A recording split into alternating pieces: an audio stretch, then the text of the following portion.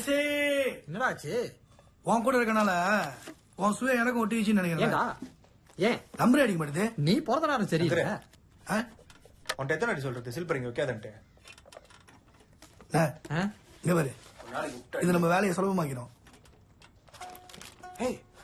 இது எங்க இருந்துடா கிடைச்சு? வீட்டுல அலமாரில ஒட்டி இருந்துச்சு, புண்ணியமே இல்லாம இருந்துச்சு, புடிங்கிட்டு வந்துட்டேன். ஆனா இது நமக்கு புண்ணியமா இருக்கும். சரி போய் காயின் எடுத்துருவா. இரு வரேன்.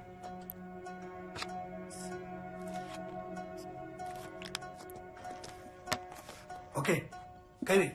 இரு ரத்தம் போடல.